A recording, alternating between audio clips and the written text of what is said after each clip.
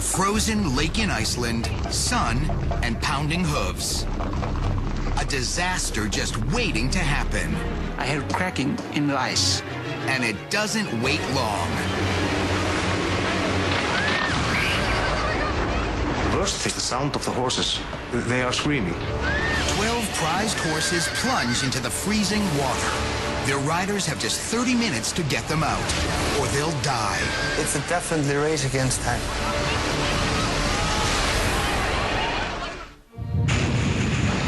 Reykjavik, Iceland. Crowds gather around a frozen lake for the launch of a new competition featuring Icelandic horses. This distinctive breed was originally brought here by the Vikings 1,000 years ago. Now these small but hardy horses roam wild. Well, the Icelandic is adapted to the harsh conditions in Iceland, and of course cold is a big factor there. Dr. Hillary Clayton studies Icelandic horses at Michigan State University. She's even made this computerized analysis of the breed's unique gait. There's a period of suspension during this gait when all 4 feet are off the ground. They do a gait that no other breeds are capable of called the tolt. It's kind of a hybrid between the walk and the trot. So it allows the horse to achieve the speed of the trot, but without the bouncing motion. And that's why what you see here at the tolting event looks so unusual. The horse is moving, but the rider sits still in the saddle. We were planning to have a big show on the ice. Diddy Bardorson is a tolting champion. He's out on the ice on his prize 6-year-old stallion, Isak. He's for me and my family.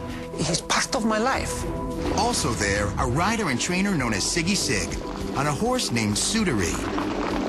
I have a really expensive stallion. I was a little bit nervous to go with him out to the ice because I have bad feeling about it. Altogether, the champion Icelandic horses on the lake are worth more than $5 million. On this day, there is a press event to publicize a new tolting championship. And by holding it on a lake in central Reykjavik, they're sure to attract coverage. Cameraman Daniel Ben and reporter Fjolnir Thorkersson are there to capture all the action. Fjolnir, an avid horse rider himself, earned the nickname Iceman because of his strength and Viking spirit. To be a Viking, that's a guy that doesn't take no for an answer and just make things happen. 12 horses and riders line up. It's the perfect photo op, but it's not good physics. Combined, they weigh 6 tons, about the same as a fully grown elephant. And now they're all on the same patch of ice. I gave an order, and I say, now we start. Everybody, now we go. They were riding just in front of me, and I was taking the photos. It was like... That crack quickly turns into a frozen hellhole. It is just like a domino. They are all going down at the same moment. It was incredible. It was like an earthquake in slow motion. It started to move like this, and then it went down. Everybody was really shocked, and especially the horses, because they got into the freezing cold water. At the same moment that I fell in the water, I got cramps in my body. It was so cold. It was most scary because I don't know how deep the water was. Thankfully, the water's only about 5 feet deep. The riders can get out, but the horses are too short and buried up to their necks. Horses in that situation could easily die.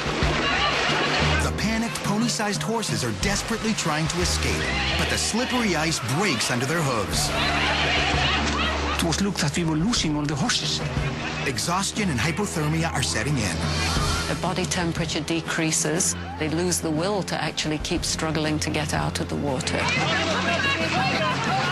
Frantic riders do all they can just to keep their horses' heads above water. But they're losing the fight, and the horses are losing their will to live. That's when Fjolnir decides he's not going to stand around and watch them die.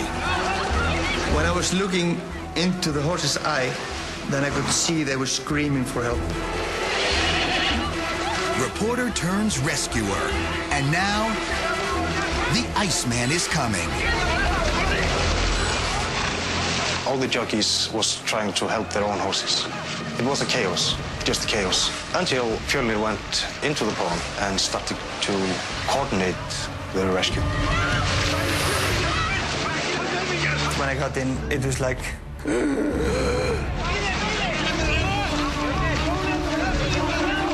He barks out orders, telling the riders to work together as a team and pull one horse out at a time. Then he does something that amazes everyone. He turns himself into a human rescue ladder. Standing on the bottom of the lake, he bends his leg at the knee. Then he takes one of the horses and actually allows it to step on his thigh as he pushes it up and out of the ice to freedom. With his legs supporting the 800-pound horse, the exhausted animal has the leverage and just enough strength to pull himself out. Nobody knows how he did it, but that's what he did, and it worked. They go from one trapped horse to the next and work together to pull each one out. The remaining horses wait patiently for the rescuers. With one final effort, the last of the 12 horses comes out of the ice to freedom.